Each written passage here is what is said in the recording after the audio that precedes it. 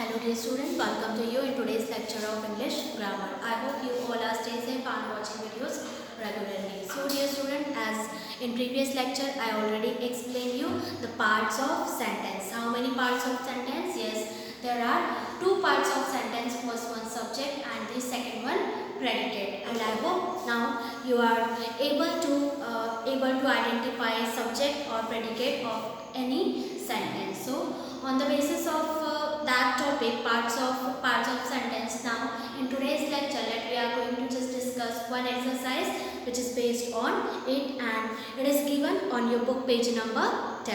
So student, just be ready with your grammar book, and now we are going to just complete, or we are going to just discuss the question on the exercise 7 which is given on your book page number 10. So let's get started. So let us see first that what we have to do it over here. We have to just identify, we have to just able to identify the sentence, subject and predicate. What we have to just find out? We have to find out subject and predicate. अभी हर sentence में subject और predicate को find out करना है. And as I already explained you that how can we identify the subject and how can we identify the predicate. So let's get started. So the first one sentence is already solved. The children were playing in the garden. The children were playing in the garden. Here the subject is the children, because the action here, the action of the children is going to express in the sentence. So the subject is children, and the rest of the part except subject is called as a predicate, or subject को skip करके जो remaining part होता है, rest of the part is called as a predicate. Now as we all know, the subject generally or usually when we talk about the assertive sentence, so assertive sentence generally start with the subject and the part which started with any verb and the other words are belongs to the predicate part. और वो कहाँ से वो किस में आएगी? वो predicate part में आएगी. So now let us see the next one sentence. The remaining sentence I have written on the board. The Bhagavad Gita is scared book of Hindus. The Bhagavad Gita is scared book of Hindus. So here the subject is the Bhagavad Gita. Which one is the subject? Yes, the Bhagavad Gita is subject, and the predicate is the rest of the part except subject is scared book of Hindus. It is one of the predicate. So I am writing here subject the Bhagavad Gita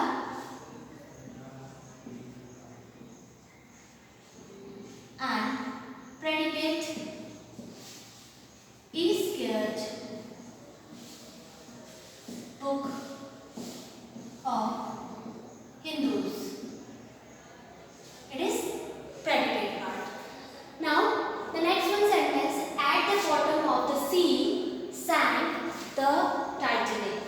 At the bottom of the sea sank the Titanic. So here which is the subject? Yes, the subject is Titanic, because the sentence is going to tell about the Titanic. So and the Titanic is one of the subject, and the rest of the part, the sank is verb, and these are the words are the complements. So here we could say it is the part of predicate. So the subject is Titanic,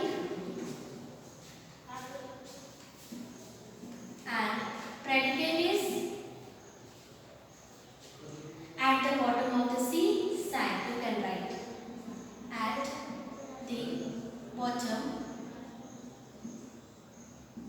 of the sea sank. It's your sentence predicate. Now the next one, who broke the glass? The next one sentence is who broke the glass? Glass किसने तोड़ा? So here the subject is who. Subject is who, and the predicate is broke the glass.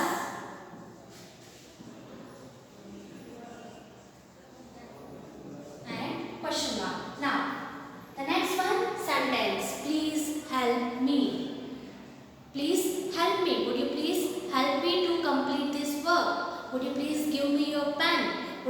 give me your book? Could you please give me your notebook? So these are such an examples of exclamatory sentence, and it is understood when I request to someone. When I request to someone, it is generally supposed to be, it's a second one person. It means here you subject is understood. So in the given sentence, you subject is understood. That's why if you see any imperative sentence, so in the imperative sentence, subject you we have to just consider, and here that's why here we have to take subject you, as it is not given, but we have to take as it is one of the imperative sentence. That's why subject is you and predicate is please help me. So, dear students, just remember always whenever if there is imperative sentence is given, and in imperative sentence there is no subject. Sometimes the subject is not mentioned, so it is understood that we have to take you subject. It is understood, and as a subject we have to take you. Now let us see the next one sentence. Collecting stamps is a nice hobby. Collecting stamps. Now let us see. First we have to just identify what is subject. So here the subject is collecting stamps. Collecting stamps, and the predicate is nice is nice hobby. Now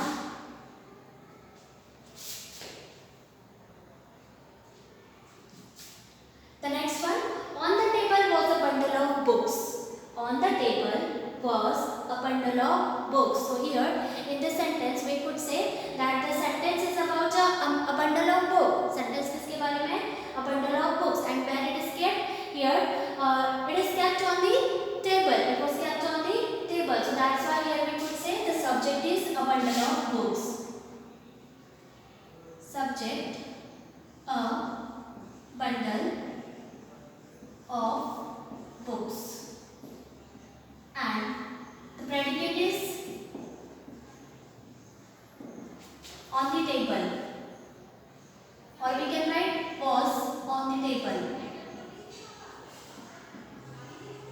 So just like same here also we can write sang at the bottom of the sea. In this way we can write it is sang.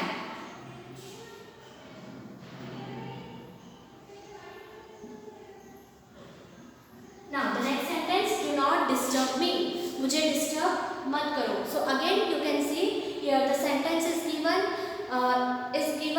is one of the imperative sentence. It is one of the example of imperative sentence. It means again we could say that the subject is understood and subject is you. So here in the next sentence the subject it will be you, and the predicate it will be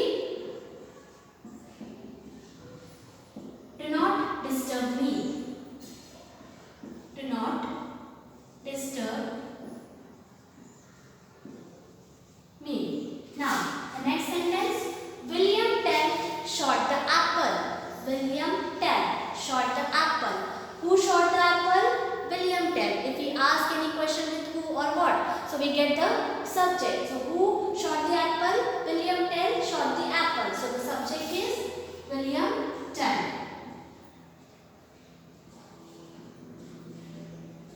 William Tell, and the predicate is shot the apple. Shot the apple. Now the next sentence is the teacher appointed him the monitor. The teacher appointed him the monitor. So here who appointed him as a monitor? The teacher. So that's why. In this way we can find out the subject. The subject is the teacher, and predicate is appointed him the monitor. Appointed him the monitor. Now, so in this way we can just find out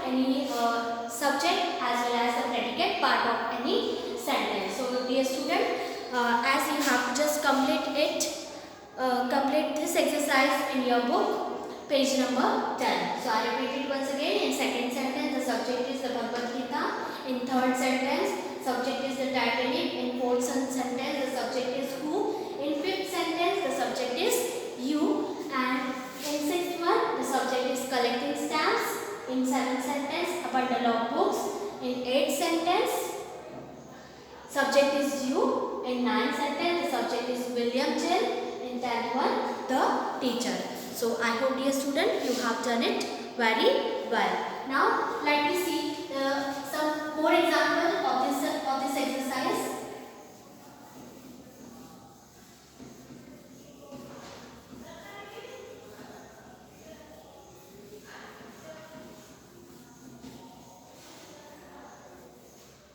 Now let me see the next one sentence. I am writing just only answers. You have to just note it down in your book. The 11th sentence, mighty hope makes us man. Here in the 11th sentence, the subject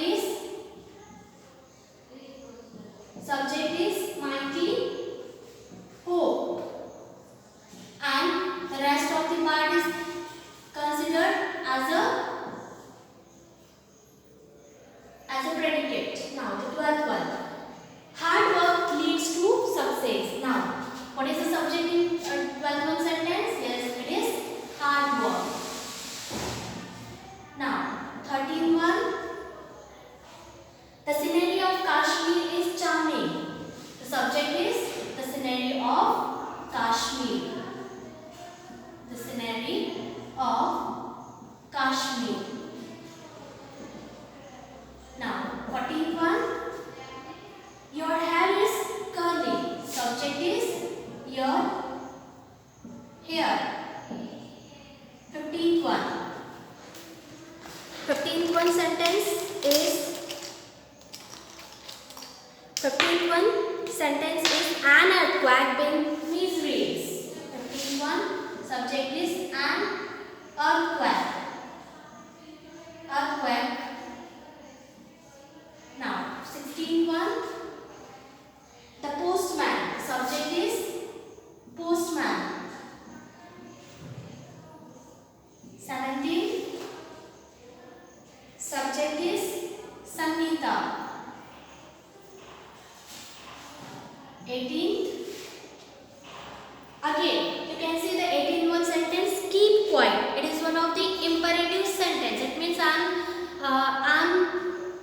requesting you, or I'm giving an order. You have to just keep quiet. So the subject is understood and it is you. Now 19th one, the ground. And 20th, the cattle on the hill. The cattle on the hill. So here, dear student, in this way we have seen in today's lecture exercise 7. Now once again I repeated. See, one of the 11th one sentence. The sentence is mighty hope makes us man. Here the subject is mighty hope and the predicate is makes us man. Now 12th one, hard work leads to success. Subject is hard work and leads to success is one of the predicate. Now 13th one, the scenery of Kashmir is charming.